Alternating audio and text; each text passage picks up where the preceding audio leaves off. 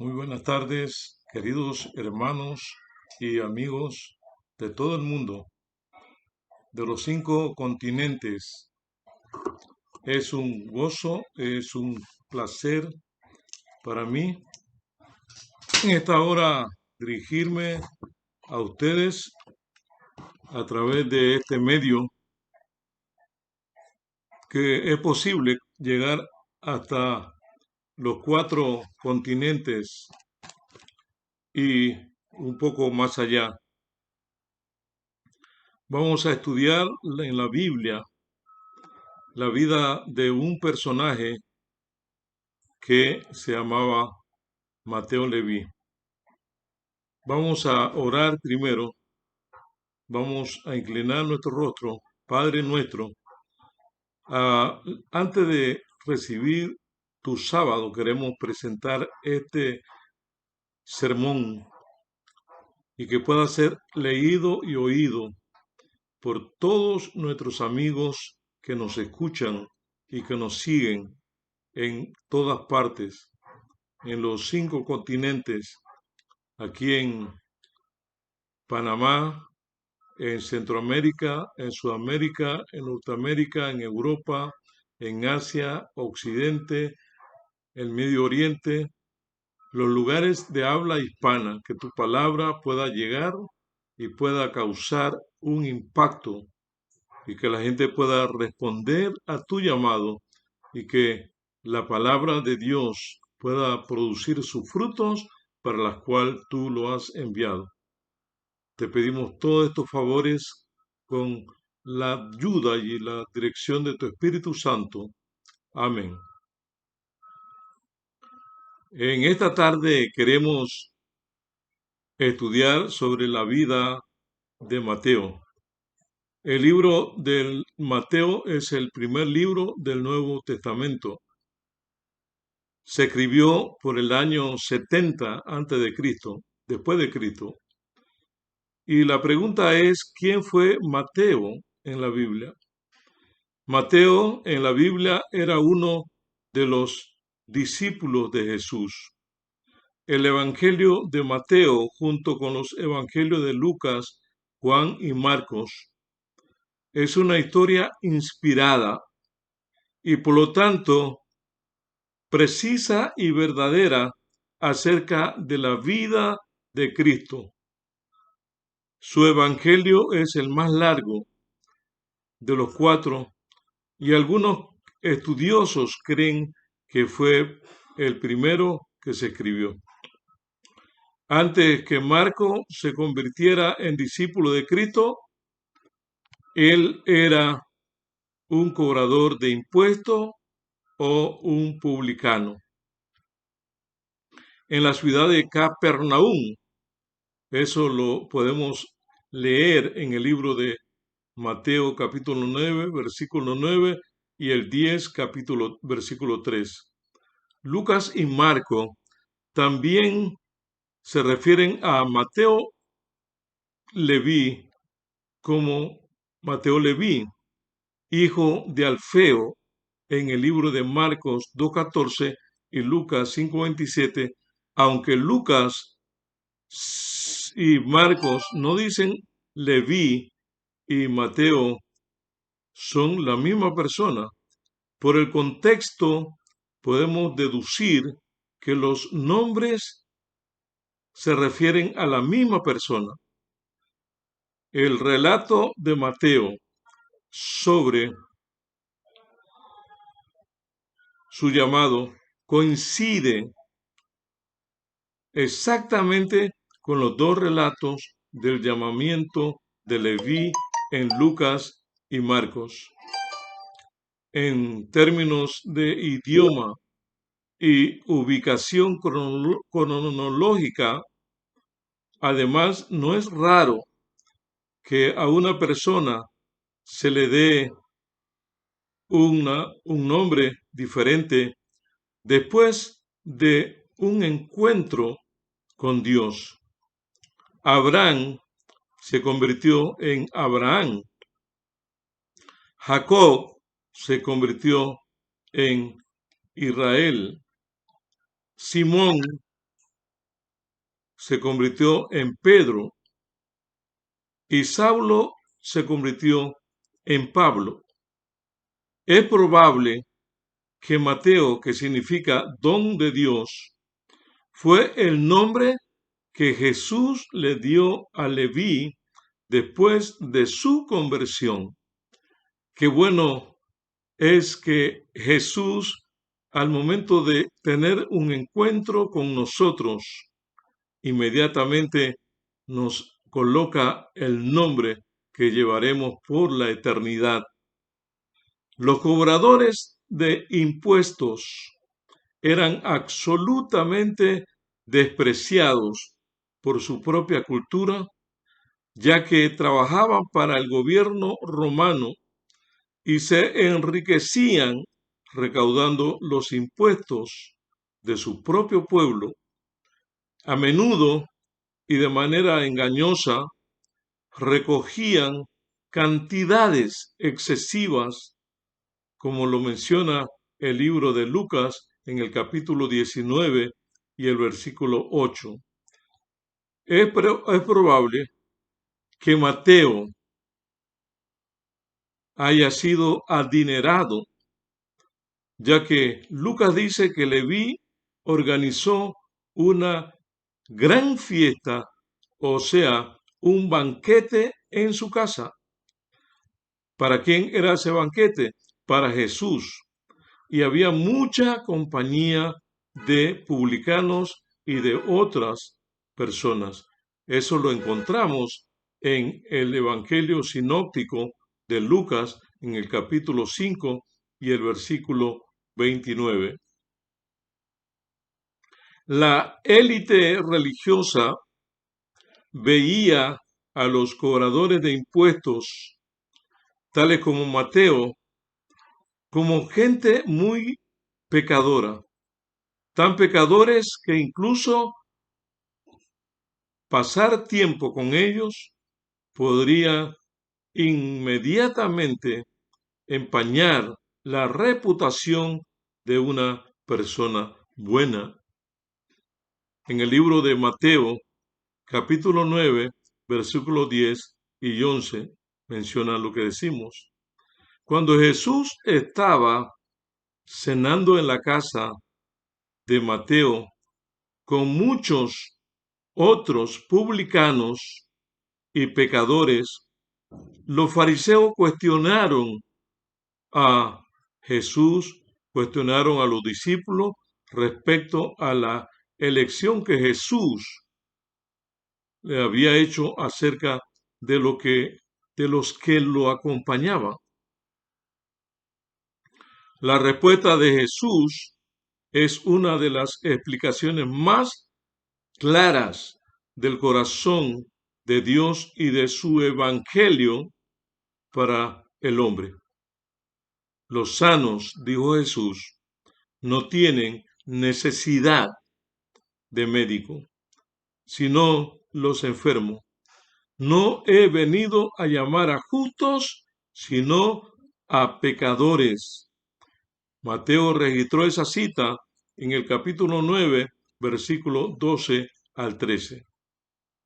Jesús no vino para salvar a los buenos o autosuficientes, sino a aquellos que saben que no son buenos.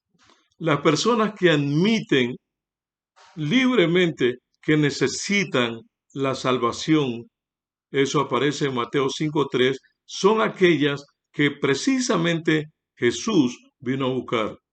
Él vino a salvar y a buscar lo que se había perdido.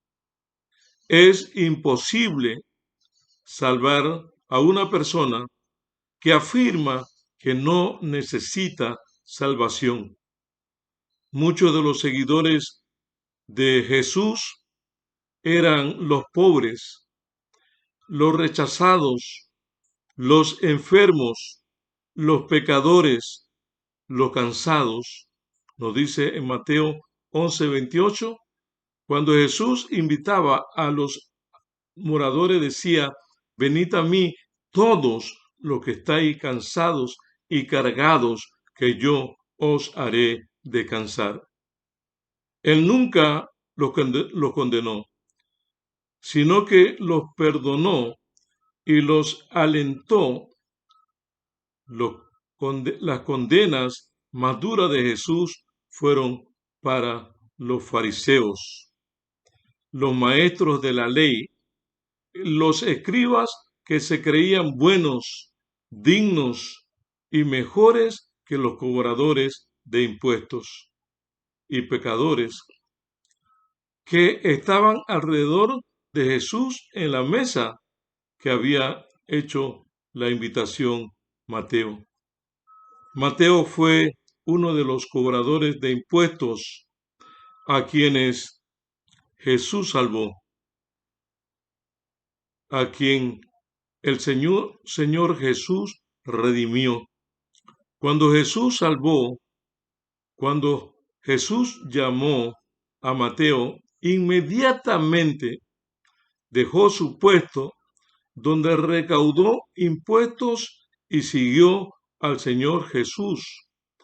Jesús solamente se quedó mirándole y le dijo: sígueme.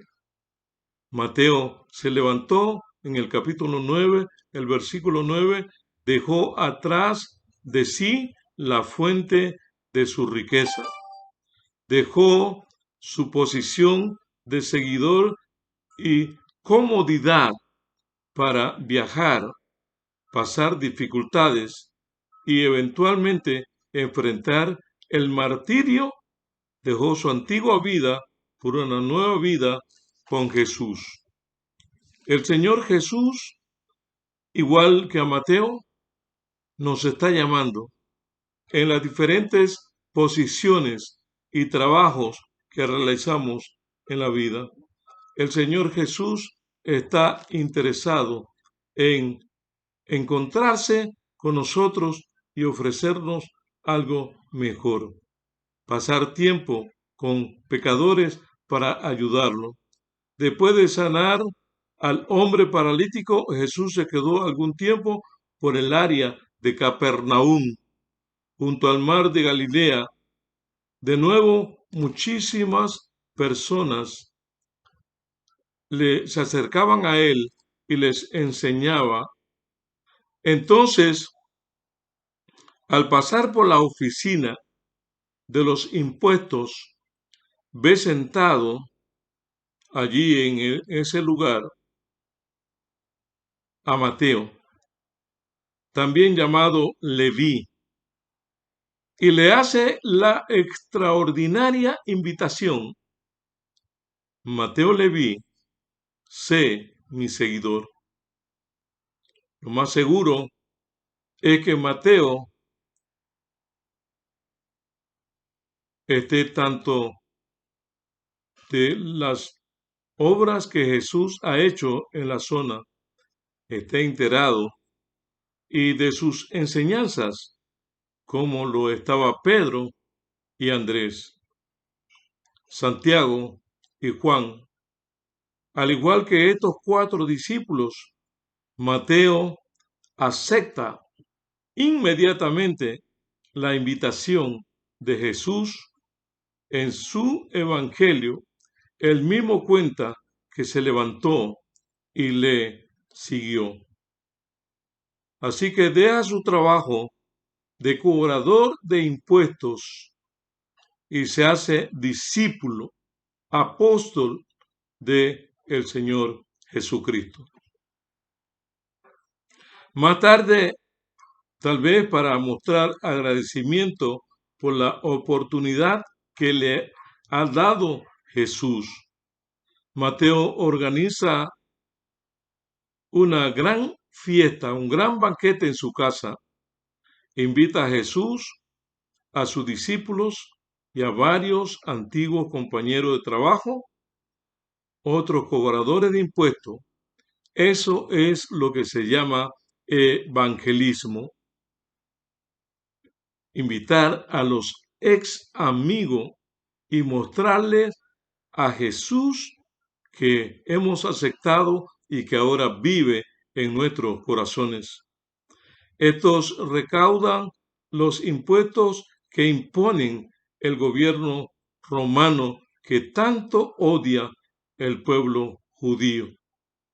Cobraban impuestos, entre otras cosas, por los barcos que llegan al puerto, por las caravanas que viajaban por los caminos principales y por los productos que se importan.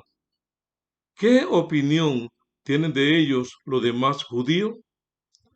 Por lo general lo desprecian porque a menudo estaban estafando a la gente, cobrando más de lo debido. Además, en el banquete hay pecadores, personas conocidas por llevar una vida inmoral. Eso lo menciona Lucas en su libro, en el capítulo 7, el versículo 37 al 39. Al ver que Jesús está comiendo con personas de esa clase, los fariseos, que se creen mejores que los demás, le preguntan a los discípulos por qué come su maestro con cobradores de impuestos y pecadores. Eso lo encontramos en Mateo capítulo 9, versículo 11. Como Jesús los oye, les dice, los que están sanos no necesitan un médico, pero los enfermos sí. Así que vayan y aprendan lo que significa estas palabras. Lo que quiero es compasión, no sacrificios, porque no vine a llamar a justos, sino a pecadores al arrepentimiento. Mateo 9:12 al 13, y sería bueno que leyéramos también en cuando tengamos espacio, Oseas 6:6. Aunque los fariseos llamaban a Jesús maestro, no creen que lo sea. Sin embargo, la realidad es que Jesús tiene mucho que enseñarles sobre qué es justo. Probablemente Mateo ha invitado a estos cobradores de impuestos y pecadores para que puedan escuchar a Jesús y curarse en el sentido espiritual, pues muchos de ellos lo siguen. Marcos capítulo 2, el versículo 15. Y Jesús quiere ayudarlos para que tengan una buena amistad con Dios. A diferencia de los orgullosos fariseos, Él no los desprecia, más bien se compadece de ellos. Es como un médico al que pueden acudir todos los que están enfermos en sentido espiritual. Jesús es compasivo con los cobradores de impuestos y pecadores, pero eso no significa que apruebe sus pecados, sino que siente el mismo cariño por ellos que por los que padecen enfermedades físicas. Recuerden, por ejemplo, cuando totalmente conmovido tomó a aquel leproso y le dijo, yo quiero ser limpio. ¿No deberíamos nosotros esforzarnos por ser así de compasivos y ayudar a quien lo necesite, sobre todo en sentido espiritual? ¿Dónde está Mateo? Cuando lo ve Jesús, ¿por qué desprecian los judíos a los cobradores de impuestos? ¿Por qué pasa tiempo Jesús con los pecadores? Esas preguntas fácilmente las podemos contestar. ¿Dónde está Mateo? Cuando lo ve Jesús, estaba en un banco de tributos públicos recaudando impuestos para Roma. ¿Por qué?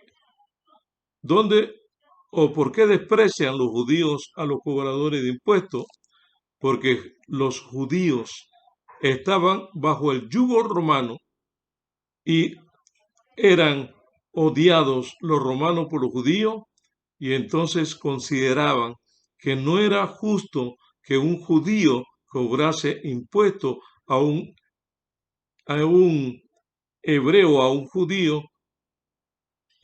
para Roma, trabajaba para Roma, porque los publicanos, cobradores de impuestos, que eran judíos, la mayoría eran especialistas en mercadotecnia, en administración de empresas, así que ese era el trabajo que desempeñaban, cobrando impuestos para Roma.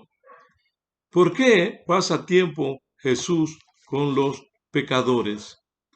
Definitivamente esa fue la misión y la visión en el ministerio de Jesús que no entendieron los escribas, los fariseos, los maestros y doctores de la ley. Jesús vino a esta tierra por un propósito específico.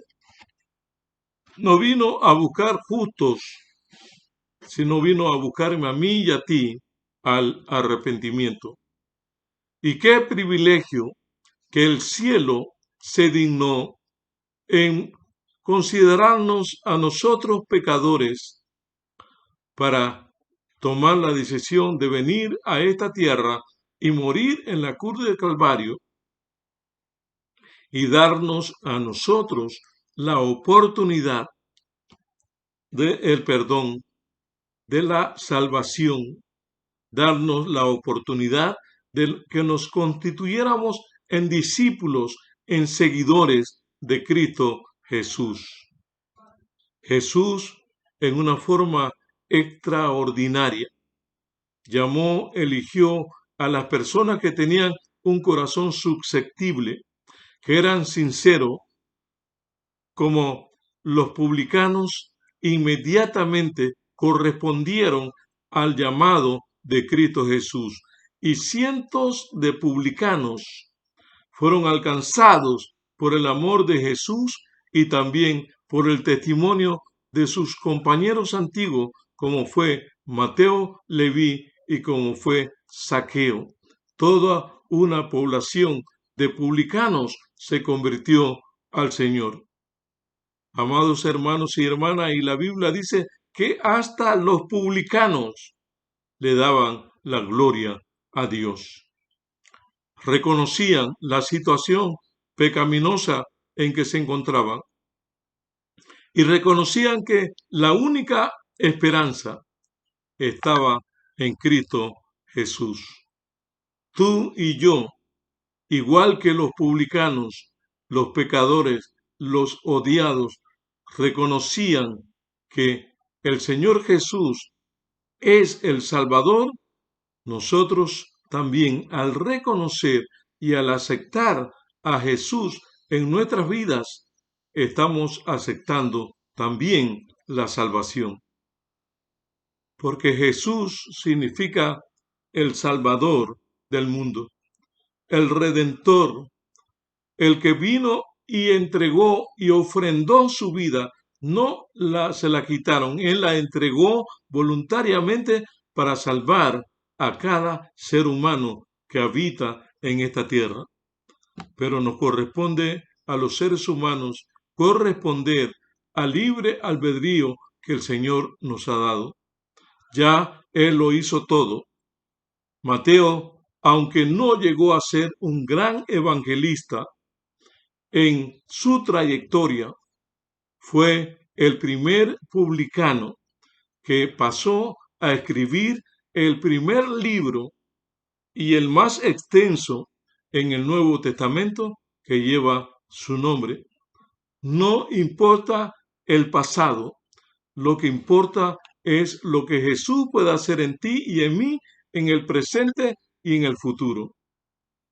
Estimados hermanos, un publicano con un corazón sincero empezó inmediatamente a llamar a los demás publicanos que cobraban impuestos para que conociesen, igual que los 4 discípulos primero, a Jesús, como lo conoció Mateo, el quinto discípulo de Jesús, llamaba a gente que eran pescadores, que eran personas ocupadas, que eran personas administradoras, porque Santiago, Juan y Andrés y Pedro eran grandes administradores, aunque no tuviesen alguno de ellos educación para ocupar puestos en las entidades. Pero con el trabajo que realizaban eran grandes emprendedores, eran gerentes de su pesca y estaban permanentemente ocupados. Y Jesús le dijo, sígueme. Y le siguió Pedro, le siguió Andrés, le siguió Juan, le siguió todo el que Jesús llamaba. Nunca nadie de lo que Jesús colocó la vista, le hizo una radiografía, lo escaneó, miró el futuro de esa persona en sus manos. Inmediatamente después del escaneo que le hizo, le dice, ven y sígueme. Una sola mirada de Jesús es suficiente para realizar un escaneo completo en nuestras vidas. A veces, más de una vez, el Señor tendrá que escanear, porque nuestras vidas están comprometidas con el mundo. Y cuando están comprometidas, el Señor Jesús tiene una doble obra que realizar mediante el Espíritu Santo en nuestras vidas. En este sábado, cuando nos aproximamos a las horas sagradas, les pedimos, mis hermanos, que con un espíritu contrito y humillado acudamos a adorar al Señor, acudamos a rendirle homenaje y honor en este día maravilloso, y que la palabra de Dios permita que nuestras vidas cada día sean cambiadas y que sean modificadas, que sean transformadas y que sean prendidas por el fuego del Espíritu de Dios. Mateo no fue un gran evangelista, sin embargo, invitó a sus compañeros y Dios los seleccionó para ser el primer escritor del Nuevo Testamento, quien tiene 28 capítulos. Nosotros no conocemos el futuro porque no hemos visto lo que el Señor ha hecho en el pasado. Y la única forma de temerle al futuro es olvidando ciertamente la forma como Dios nos ha guiado en el pasado, como ha guiado a su pueblo, cómo abrió el Mar Rojo, cómo los alimentó con maná del cielo, cómo le permitió caminar 40 años en el desierto, cómo les permitió entrar a la tierra que fluía leche y miel. La única forma de temer del futuro es olvidando ciertamente lo que queda atrás, es olvidando la forma poderosa, maravillosa con que el Señor nos ha guiado en el pasado. Pablo dice, olvidando ciertamente lo que queda atrás, lo malo, lo negativo, lo que nos causó dolor, lo que causó la muerte del Hijo de Dios, olvidando esas cosas pasadas, proseguimos al blanco del supremo llamamiento que es por la fe en Cristo Jesús. Mis amigos y mis hermanos, en el mundo entero, en esta tarde les invito a que ustedes puedan tener un encuentro con Cristo Jesús. El Espíritu Santo le hará un escaneo para ver si usted es un hombre o una mujer sincera, y si es sincera y sincero, será llamado para ser parte de los que vivirán con Jesús por toda la eternidad. Vamos a orar para pedir que Dios derrame su bendición en esta hora. Bondadoso y eterno Padre que estás en los cielos, gracias te damos en esta hora, porque tu amor es grande, porque tu misericordia cada momento se expresa y nuevas son cada mañana. Gracias, Señor, porque tú estás renovando tu misericordia cada día, porque tú permites que tus discípulos cada día crezcan en la gracia y en el conocimiento tuyo. Gracias, Señor, porque tú eres bueno. No tenemos palabras para agradecer lo bueno, lo bondadoso, lo maravilloso que eres con nosotros. Aunque algunos tenemos algunas dolencias y hemos presentado ante ti esa dolencia, nosotros esperamos en tu voluntad, igual que para los enfermos, para los drogadictos, los alcohólicos, la gente abandonada en las calles, los que sufren epilepsia y todo tipo de enfermedades. Pedimos también, Señor, que tu amor, tu misericordia, que se renueva cada mañana, pueda alcanzar a esos amigos que se encuentran en esa situación y que puedan escapar por la gracia y el poder de tu Espíritu de esa situación, de esa vida, puedan mirar al cielo como lo hizo Nabucodonosor y puedan darle honra y gloria al Dios que vive y reina por los siglos de los siglos. Gracias te damos, Señor, porque tú nos oyes, porque el Espíritu Santo redacta la oración imperfecta que sale con las mejores intenciones de nuestro corazón y la sube como incienso grato, y el ángel encargado para trasladar nuestra oración al cielo está listo para presentarla delante del Señor. Te damos gracias, Espíritu Santo. Te damos gracias, encargado de llevar nuestra petición. Te damos gracias, Jesús, por ser nuestro intercesor. Y te damos gracias, Dios mío, porque tú eres nuestro Padre, eres nuestro Salvador, eres nuestro Redentor, eres el que nos da la fuerza para un día vivir por la eternidad contigo en el reino de los cielos. Gracias, Señor, en el nombre del Padre, del Hijo y del Espíritu Santo.